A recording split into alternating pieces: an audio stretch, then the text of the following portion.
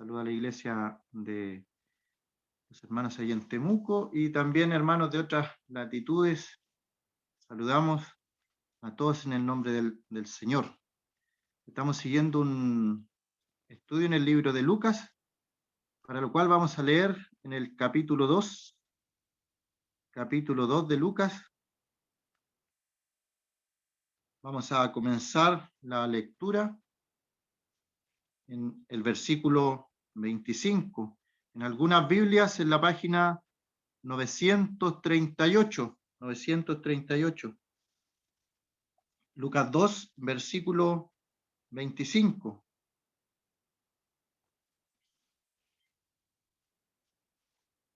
He aquí, había en Jerusalén un hombre llamado Simeón.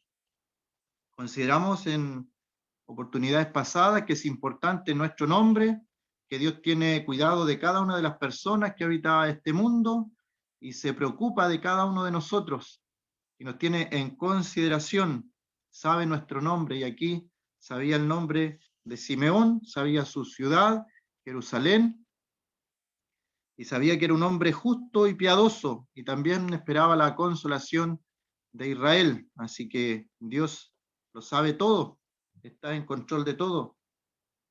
Esperaba la consolación de Israel y el Espíritu Santo estaba sobre él, y le había sido revelado por el Espíritu Santo que no vería la muerte antes que viese al ungido del Señor. Y ahí consideramos también la obra del Espíritu Santo en las personas, en la dispensación que estaba Simeón, que no es la misma que estamos nosotros en la dispensación de la iglesia actual, ya que en ese tiempo el Espíritu iba y venía. Y también consideramos cómo este hombre era guiado, dirigido y estaba en una relación muy íntima con Dios a través del Espíritu Santo.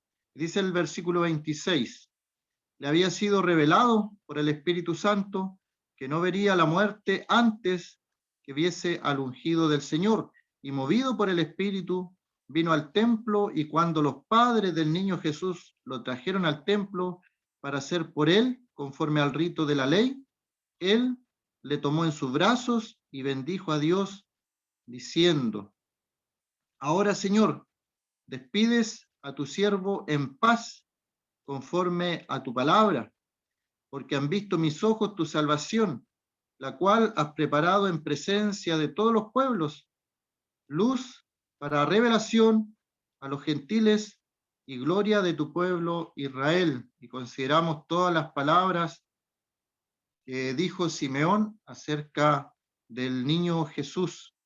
En sus brazos, el creador del mundo, el dueño y señor, el soberano.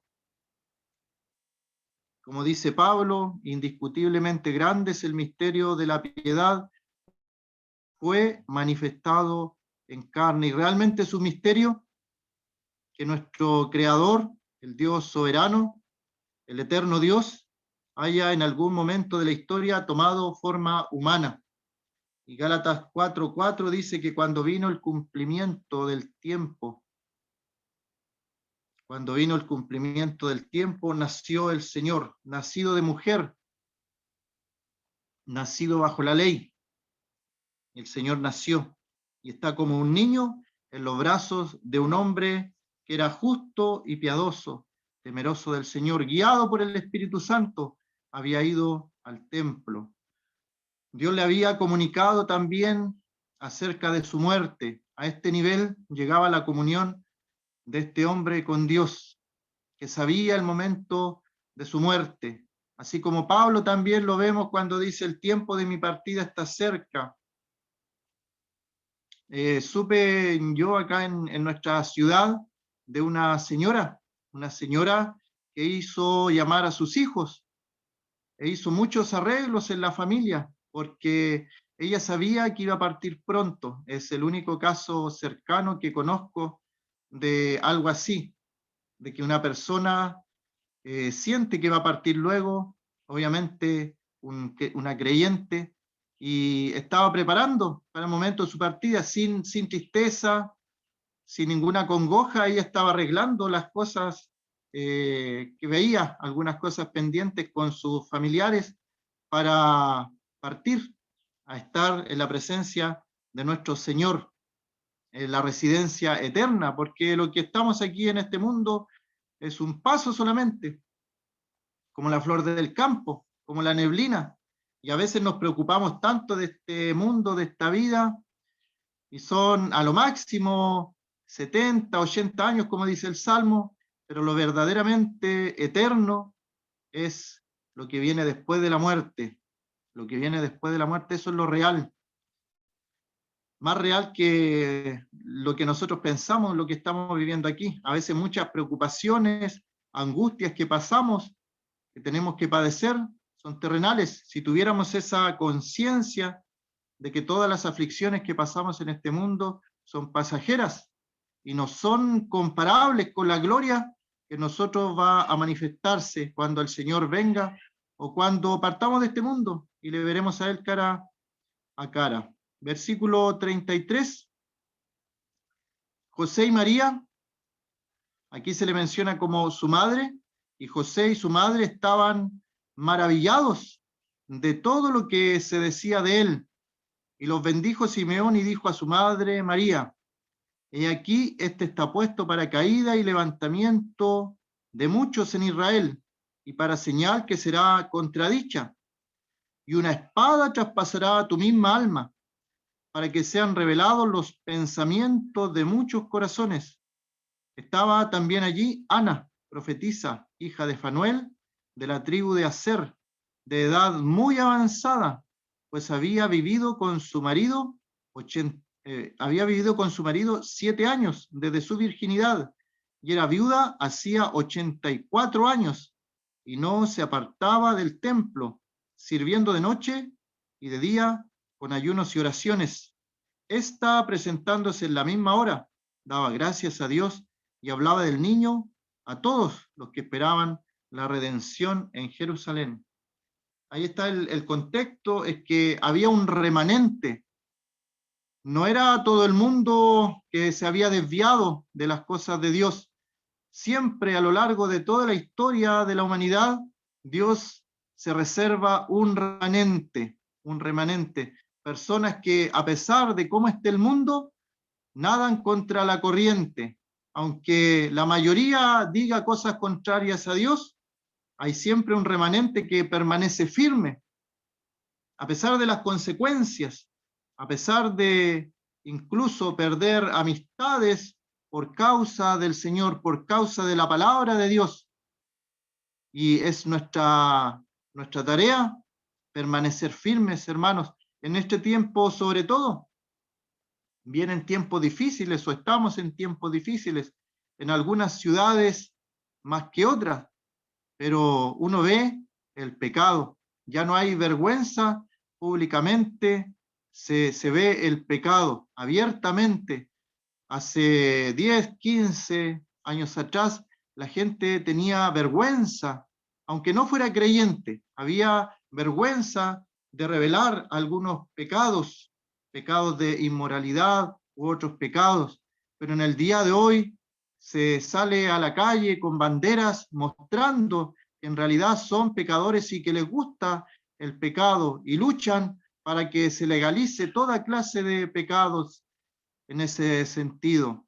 Y cualquier persona que habla en contra de eso o se para firme en la palabra es tratado de muchas veces de formas incómodas, de retrógrados, que se les lava el cerebro y otras cosas más, en qué siglo vivimos y cosas por el estilo. Dios siempre se ha reservado un remanente, personas que a pesar de las circunstancias, a pesar de la época o de la política de la época o de la sociedad, aunque todos vayan en una dirección pecaminosa, hay siempre un remanente que Dios se reserva, que va en el camino de Dios, en el camino angosto, porque nosotros sabemos aquella historia de los dos caminos, los dos destinos, y muchas veces vemos personas que dicen, sí, yo soy cristiano, pero sus acciones no parecen que fueran en el camino angosto, porque caminan a sus anchas y hacen lo que quieren y van donde quieren y no se restringen de ninguna cosa. Entonces, al parecer, fueran por el camino ancho. No hay restricciones, el camino angosto, y los que caminan en el camino angosto es un camino individual que hay que ir casi con las veredas en el costado. Es un camino angosto que no permite mucha libertad de acción. A veces el Señor dice también que son nuestros caminos, tenemos decisiones que tomar en la vida, pero Él endereza nuestras veredas, y a veces el Señor tiene que enderezar nuestras veredas porque nos apartamos, nos desviamos, sabemos lo que tenemos que hacer, muchas veces queremos hacer otras cosas, y el Señor endereza nuestras veredas. El centro de todo aquí en el mensaje de Simeón es el Señor, el niño Jesús. El Señor todavía no comienza su ministerio, obviamente, es un niño, dependiendo de sus padres. Y todo lo que vemos aquí era responsabilidad de sus padres. Sus padres lo llevaron al lugar del templo, a las cosas divinas, a cumplir la ley. Sus padres, aquí se le menciona a José y a María por separado, hace un pequeño detalle allí. En el mismo capítulo, dice que estaba sujeto a ellos en el versículo 51. Estaba sujeto a sus padres. José era su padre terrenal para todos los efectos, pero nosotros sabemos que el Señor fue engendrado por el Espíritu Santo. Y el mismo ángel le dice a María, el santo ser que nacerá, el santo ser que nacerá, el Hijo del Altísimo, el Señor Dios le dará el trono de David su padre, y reinará sobre la casa de Jacob. Llamará su nombre Jesús. El ángel le había dado su nombre, el santo ser que nacerá será llamado Hijo del Altísimo, pero terrenalmente las personas sabían que era José, el carpintero de Nazaret, su padre. Y su padre, José, y su madre, dice, estaban maravillados de todo lo que se decía de él. Y podemos pensar, he leído algunos pasajes ahí en Lucas 1, las palabras del ángel, también están las palabras de Zacarías, también hablando del Señor. Estudiamos también las palabras de los pastores acerca del Señor, cuando aparecen los ángeles, también daban gloria en las alturas y en la tierra paz, buena voluntad para con los hombres. Estos ángeles alababan también lo que estaban viendo. El centro de todo, nuestro Señor, nuestro Salvador, que en este momento está como un niño, y Él recorre todo el proceso del crecimiento. El niño crecía en sabiduría, en estatura, en gracia para con Dios y con los hombres. Se formaba en lo espiritual, pero también se formaba en lo terrenal, en lo social, en su época. No fue una persona ajena a su época, el Señor. Y los padres vivían en Nazaret y él estuvo también luego allí en esa ciudad, se crió. Nos maravillamos nosotros de las cosas que aprendemos del Señor, o a veces podemos perder este sentido de maravillarnos de las cosas que aprendemos. O cambio la pregunta, ¿cuál fue la última vez que tú leíste algo del Señor y te maravillaste, quedaste pensando así, esto no lo había leído del Señor? O estás leyendo un pasaje en el Antiguo Testamento, en el Pentateuco, y ver que algo se refiere a nuestro Señor, o en los Salmos y pensar, esto se parece a algo que pasó con el Señor, capaz que tenga relación, o sea, una profecía mesiánica en alguno de los libros de los profetas mayores o menores, y nosotros nos maravillamos, y de repente nosotros notamos cuando estamos leyendo un pasaje y vemos algo que nunca habíamos visto, no habíamos percibido, y el pasaje estaba hablando del Señor, estaba hablando de algún carácter del Señor, de alguna característica de su persona, y uno se maravilla, algo pasa en uno que dice, esto no lo había considerado, esto no lo había visto. José y su madre estaban maravillados de todo lo que se decía del niño. El centro de toda la atracción era el niño, era el niño. La religión a veces equivoca esto y adora a María, lamentablemente. Adora a los ángeles, adora a los apóstoles. Qué terrible. Que el Señor les dé claridad, que ilumine sus pensamientos para que puedan ver que el centro de todo es el Señor, es el Señor. Leía una historia de nuestro país, de Chile, en la época de la colonia.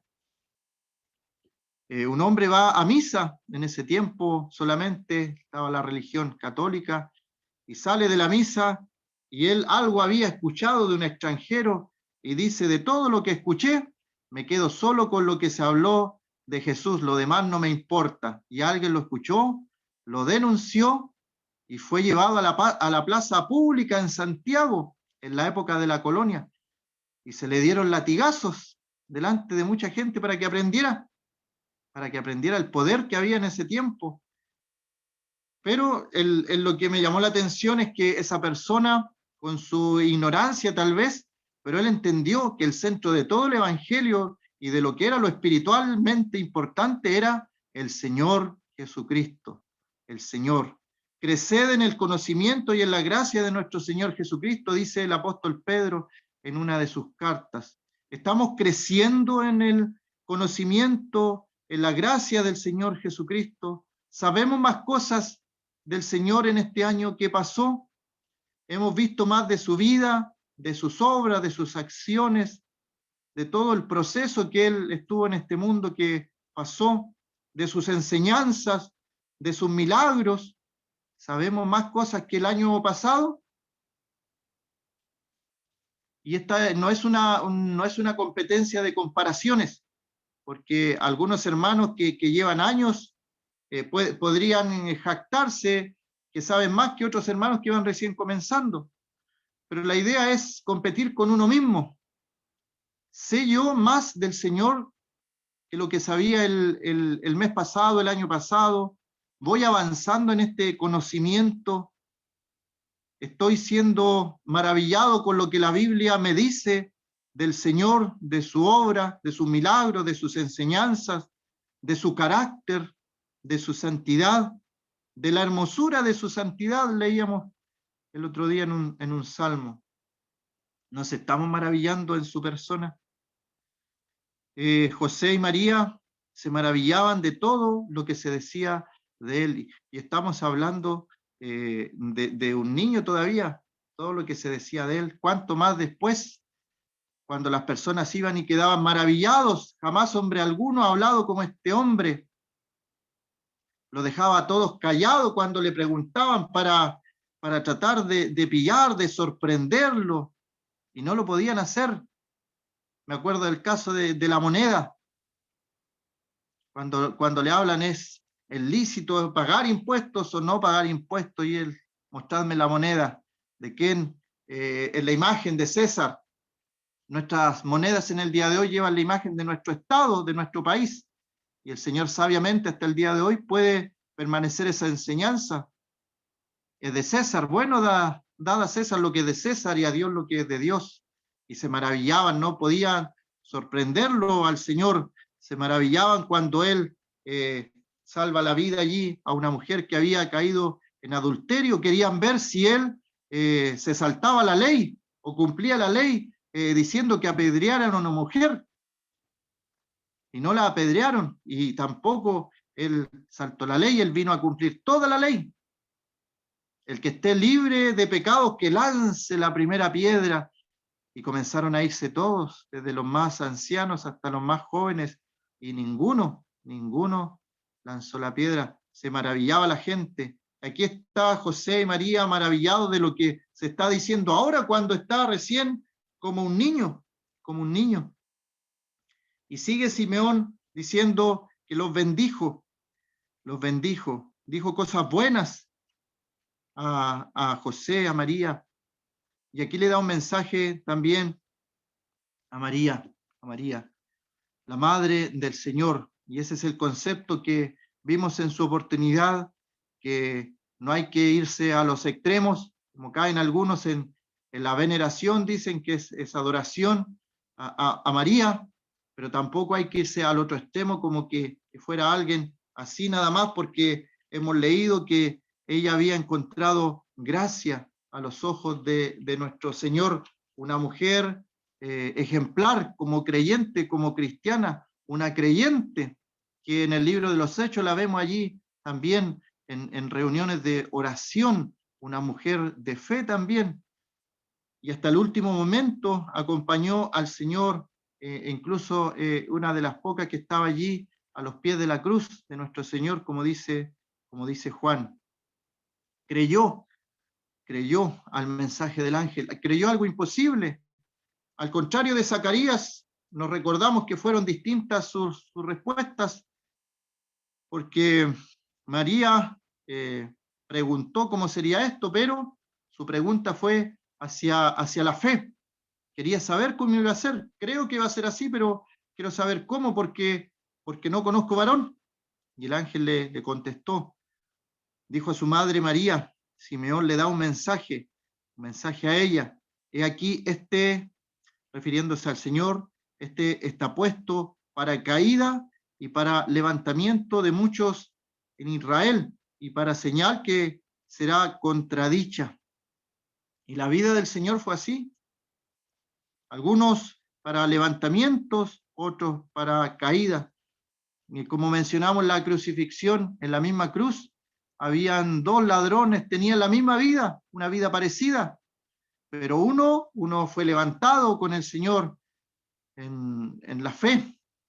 De cierto te digo que hoy estarás conmigo en el paraíso. Y el otro, estando en la misma condición, maldecía y le decía al Señor, sálvate y sálvanos a nosotros mismos. Y esa persona no fue al cielo, no fue al paraíso, fue al lugar de condenación. Y ahí podríamos pensar entonces que uno fue levantado y el otro fue caído. Y esta palabra allí, caído, no es que se va a caer y se va a levantar, es como caída determinante, que no se vuelve a levantar. Por eso podemos pensar en personas que son perdidas y personas que son salvadas. O sea, el niño que está en los brazos de Simeón va a traer una división a la sociedad. Sabe que se pasó estas fechas y mucha gente hablaba de amor, de paz, y sabe que el Señor dijo que Él no había venido a traer paz, que incluso dentro de una misma familia se iba a dividir la familia, porque algunos están a favor del Señor y otros están en contra del Señor. No ha pasado en nuestras vidas cuando llega el Evangelio a nuestro hogar y algunos se convierten al Señor y otros todavía no nos convertimos al Señor, y se produce un choque. Me acuerdo de esos comienzos, pero qué bueno es, qué maravilloso es, qué grande es el Señor cuando salva a toda una familia y están todos en un mismo espíritu y van todos hacia un mismo lado y todos quieren las mismas cosas espirituales. Pero es difícil, hay hermanos, hay hermanas que todavía están en esta etapa, una preocupante etapa, difícil etapa, que están dentro de un mismo hogar con una persona que no es creyente, que no es salvada, que no busca las cosas del cielo, que no busca las cosas espirituales. Lloramos por esos hermanos. A veces son matrimonios donde los hermanos son muy buenos hermanos, lamentablemente sus esposas, sus hijos no son creyentes, no los acompañan, y debemos agradecer al Señor por los que tenemos el privilegio de tener una familia donde todos son creyentes, donde todos son salvados, donde todos buscan las cosas espirituales. El Señor nos ayude a orar por aquellos hermanos, hermanas que están sufriendo porque quieren hacer cosas espirituales y su marido va hacia otro lado y no las entiende. Que el Señor las ayude, le dé sabiduría para ganar a sus esposos sin palabra, incluso con su comportamiento. El Señor es sabio. Y por eso también ahí la importancia de los jóvenes que todavía no se han casado, que no se unan en yugo desigual con los incrédulos. Eviten aquel problema, aquella circunstancia que puede traerle muchas dificultades en su vida futuro. Es hermoso casarse en el Señor, con un creyente, una creyente. Así que vemos aquí esta división, esta lucha. Algunos caen, otros se levantan. Podemos pensar en los caídos, en aquellas personas que no conocen al Señor y que la figura del Señor y el rechazo al Señor los hace ir a la condenación. Porque el libro de Juan nos habla claramente, aquellos que creen en el Señor Jesucristo son salvados, van al cielo, reciben la vida eterna, pero los que rehúsan creer en el Señor, no verán la vida, sino que la ira de Dios está sobre ellos. Es la decisión de cada uno de nosotros, la decisión de cada uno de ustedes si no conocen al Señor. Creer en el Señor Jesucristo para vida, podríamos decir para levantamiento, o rechazar, rehusar creer, que también es una decisión. Al no creer se está tomando una decisión, rehusar, rechazar, y ahí podríamos considerar en caída. Este está puesto para caída de muchos y para levantamiento de muchos. Y dice en Israel, y ahí en el pueblo de Israel podemos aplicarlo, pensar en las personas que cayeron frente a la persona de nuestro Señor. Por ejemplo, los religiosos de la época, que se supone que estaban encargados de las cosas espirituales de Israel, no pudieron ver a quién tenían frente a ellos. Lo rechazaron abiertamente. Algunos, como Nicodemos, y otros también porque él dice, sabemos que has venido de Dios. Así que algunas personas consideraban al Señor que había venido del cielo, había venido de Dios, pero otros lo rechazaron abiertamente. Y el Señor, ¿a quién levantó del pueblo de Israel? No levantó a aquellos religiosos, levantó a lo menospreciado del mundo, a lo necio del mundo. Escogió sus seguidores, sus apóstoles, del vulgo y sin letras. Sorprendentemente, si nos dieran a escoger a nosotros, miren, van a hacer algo, ustedes tienen que elegir quién los va a ayudar, quién les va a cooperar. ¿Qué hacemos nosotros en nuestra naturaleza? Elegimos a los mejores, a los más capacitados, a los que tengan el mejor currículum. Pero ¿qué hizo el Señor?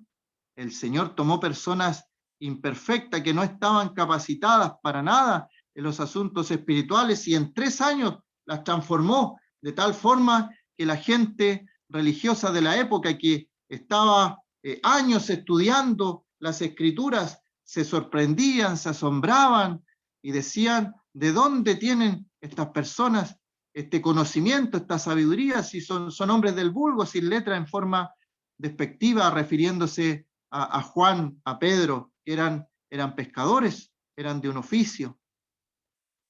Así que el Señor capacita, el Señor es el que capacita. En el último tiempo se ha dado el caso de que me encontraba con una persona que dijo que era pastor, y el hecho de que era pastor era porque tenía un diploma que lo acreditaba como pastor. ¿Dónde tenemos que ir a estudiar para servir al Señor? ¿Dónde tenemos que hacerlo? ¿Cómo capacita el Señor? Aquí vemos en 3 años, 3 años y medio por lo menos, el Señor capacitó personas del vulgo y sin letras, siguiendo sus enseñanzas, siguiendo su ejemplo, siguiendo lo que Él hacía. Lo repitieron ellos después. El Señor capacita.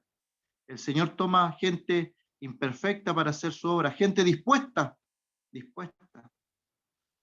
Así que ningún hermano se sienta desplazado o incapacitado porque no tiene algún título que acredite sus estudios en las cosas de la Biblia.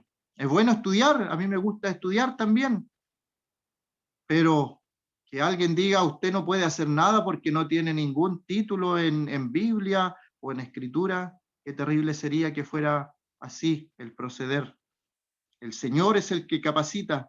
Conozco un hermano del cual he aprendido bastante, he aprendido mucho, que enseñaba en nuestra congregación, y él nos comentaba cuando jóvenes que aprendió a leer con la Escritura, y las enseñanzas que él daba eran buenísimas, venían directamente desde el cielo del Espíritu Santo, lo usaba el hermano. Ese es el poder que obra en un creyente fiel que estudia la palabra de Dios. El hermano había aprendido a leer, a pronunciar a través de la palabra de Dios. Esta frase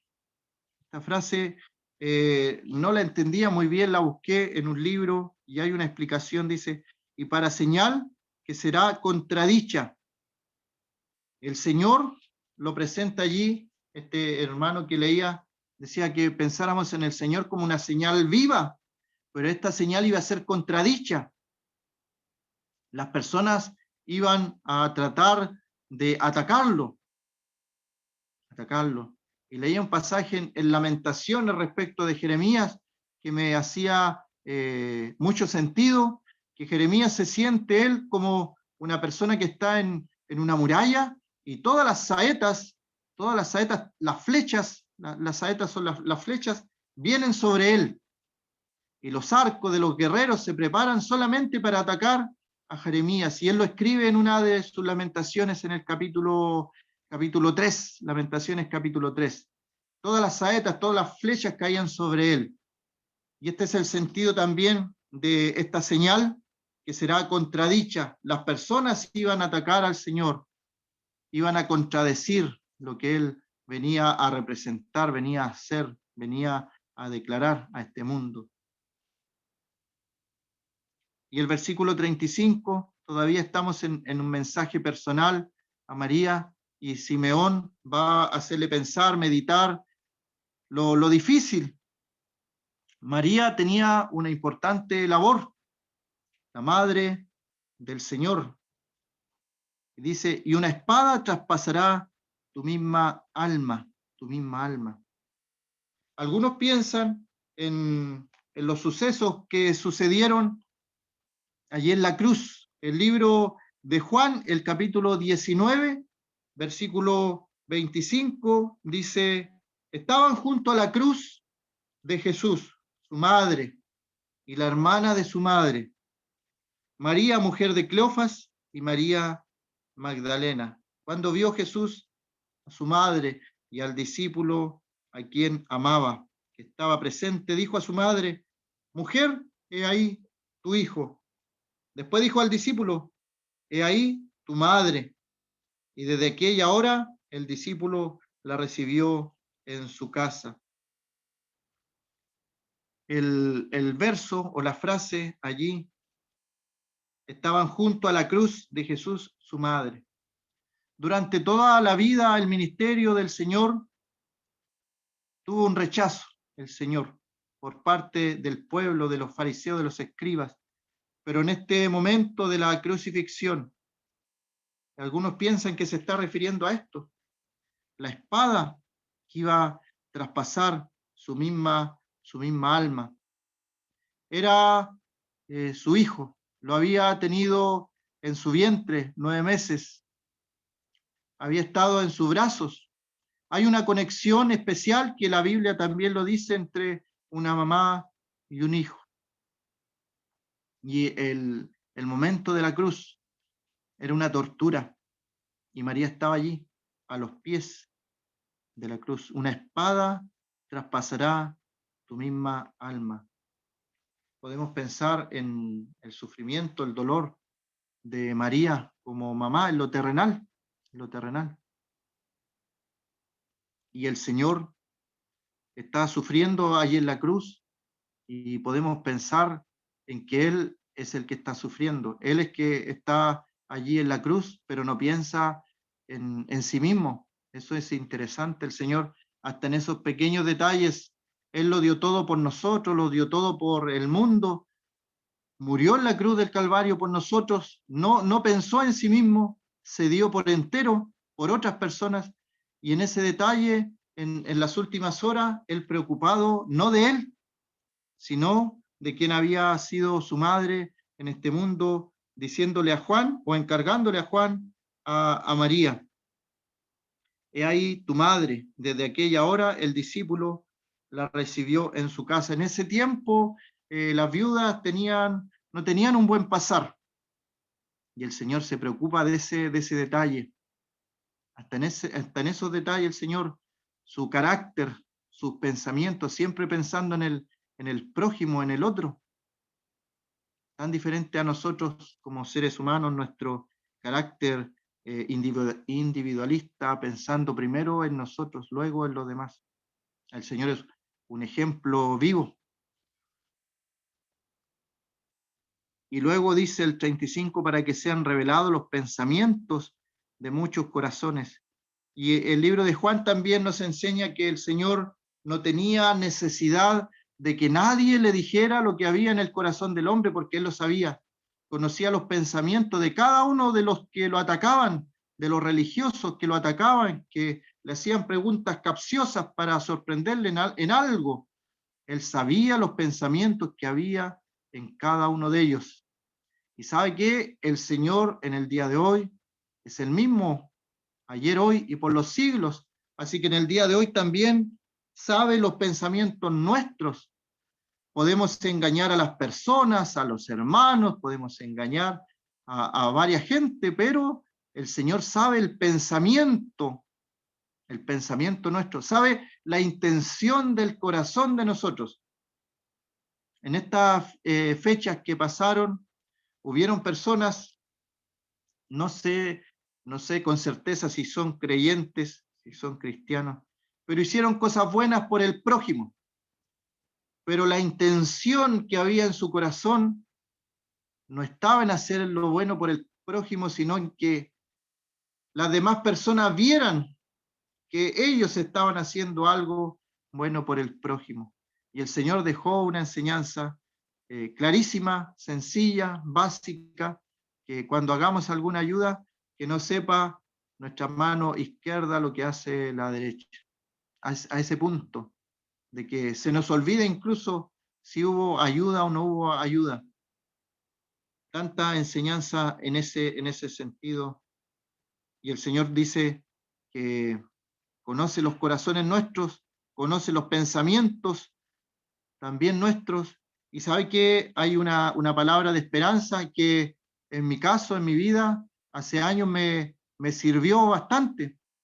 Dice el libro de Hebreos que la sangre de nuestro Señor Jesucristo es capaz de limpiar nuestras conciencias de obras muertas para servir al Dios vivo. Eso está en Hebreos 9:14. Cuanto más la sangre de Cristo, el cual mediante el Espíritu Eterno se ofreció a sí mismo, sin mancha a Dios, limpiará vuestras conciencias de obras muertas para que sirváis al Dios vivo, para servir al Dios vivo. Hay hermanos como excusa, utilizaban esa excusa de que no podían servir por su vida pasada. Yo les leí ese texto, ese versículo. El Señor hizo provisión también para nuestra mente que en la vida pasada tal vez cometió muchos pecados. Entonces, ahí están, y el enemigo a veces los utiliza, esos pensamientos, para que no podamos servir libremente al Señor y a la obra del Señor. Pero el Señor ha pensado también en eso, porque Él conoce nuestros pensamientos, y dice para que sean revelados los pensamientos de muchos corazones. Para Él todo está abierto, nuestra mente, nuestro corazón está abierto delante del Señor. Conoce nuestra intención, conoce nuestro corazón, y las cosas que hacemos las conoce, pero más conoce la intención del corazón con que hacemos aquellas cosas, y son reveladas delante de Él. Y muchos de los corazones de las personas en el tiempo del Señor fueron revelados, fueron abiertos. Y el corazón de Lidia, me acuerdo también del corazón de Lidia, ese corazón fue abierto para que entendieran la palabra del Señor. Y oramos nosotros también para que el Señor abra el corazón, los pensamientos a aquellos amigos que no conocen todavía al Señor. ¿Y qué es mejor que el Señor, que conoce los pensamientos, las intenciones del corazón y todo lo que tú estás pensando? Te dice que Él puede darte una nueva vida, puede hacer todo nuevo, que todo lo que hasta aquí ha pasado en tu vida, Él lo borra, lo deja atrás y olvida que te perdonó todo, lo perdona Él. Olvida los pecados pasados el Señor puede hacer eso y comenzar una novedad de vida, una nueva vida. Para eso Él murió en aquella cruz, perdonando nuestros pecados, lavando nuestras conciencias de obras muertas, porque todo lo que hacíamos para el mundo eran obras muertas. Y el Señor quiere que hagamos cosas nuevas, cosas vivas, que sean de bendición, de beneficio para la obra del Señor. Vamos a quedar hasta aquí y en una próxima oportunidad comenzaremos en el versículo 36. Que el Señor bendiga su palabra.